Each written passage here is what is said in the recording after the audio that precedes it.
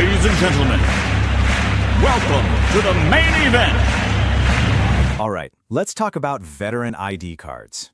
It seems simple, right? But with nine different types out there, it can get seriously confusing. Knowing which one is which can be the difference between getting the benefits you've earned and getting turned away. So today, we're going to break it all down. And if you think I'm exaggerating how confusing this is, just look at this. The person who originally explained all this made a single post on Instagram about just one of these cards, and it absolutely blew up. It went viral, and it really shows just how many veterans are out there trying to get straight answers. So, here's our game plan. First, we'll touch on why this whole thing is so confusing in the first place. Then, we're going to dive into the two main groups of cards, the ones from the Department of Defense and the ones from the VA. After that, I'll give you a super simple checklist you can use to apply, and we'll wrap up with a big picture question about the whole system. So really, why is this so hard? Well, it's because there isn't just one veteran ID. There are 9 of them floating around, and each one is for a different purpose, has different eligibility rules, and unlocks a totally different set of benefits. The key is just figuring out which one applies to you. Okay, let's start by putting these cards into 2 big buckets. First up, the ones issued by the Department of Defense, the DoD.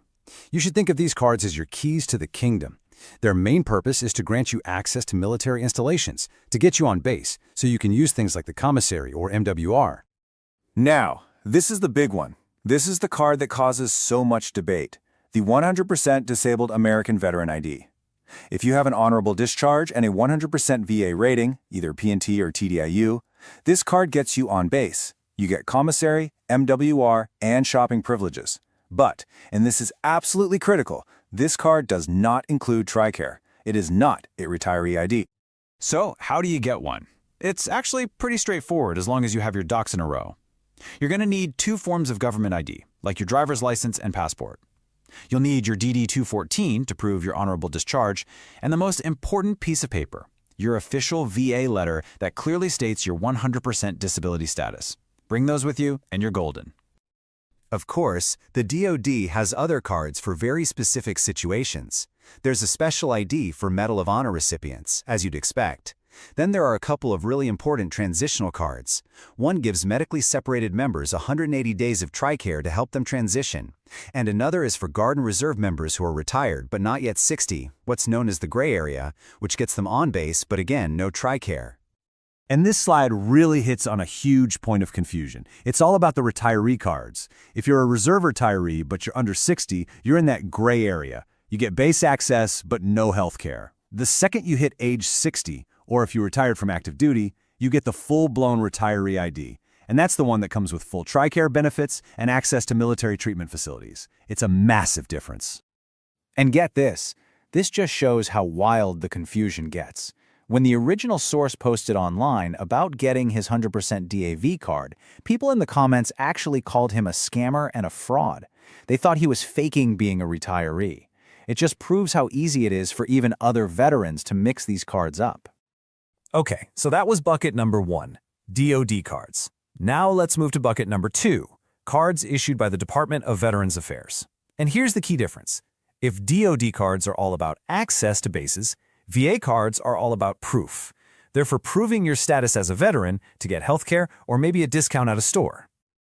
The VA has 2 main cards, and you've got to know the difference. The VHIC, or Veteran Health ID card, is your key to the VA healthcare system. It's what you use for your appointments. The other one, the VIC, or Veteran ID card, is literally just for proving you served, so you can get that 10% discount at the hardware store. It gives you 0 federal benefits and no base access.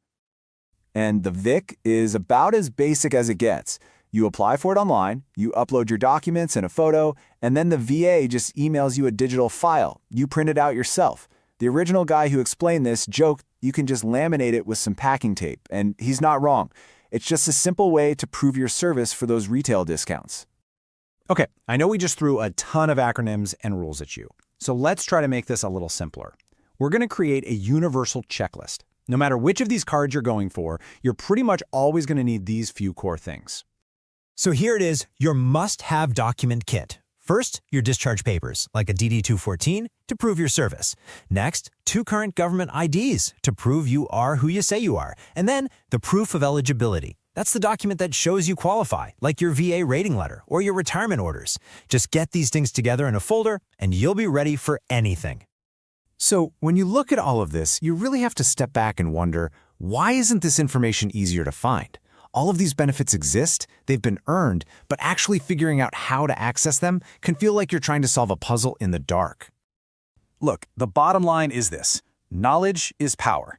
It's all about understanding which of these 9 cards matches up with your unique service record and your disability status.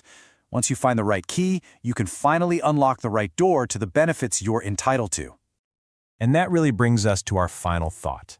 The fact that a video on social media had to go viral for so many people to learn this stuff, it kind of points to a bigger issue, doesn't it? Why isn't this critical info baked into every single service member's transition out of the military? It's a question we should all be asking. And until this system gets better, the best thing we can do is share this knowledge. Thanks for tuning in. A special thank you to MarketUS.com for furnishing us this information. You can reach them at MarketUS.com or call them at 954-636-3232. Before we go, this deep dive was created by the MarketUS.com team. Let us know your thoughts in the comments below. It's right below the subscribe link.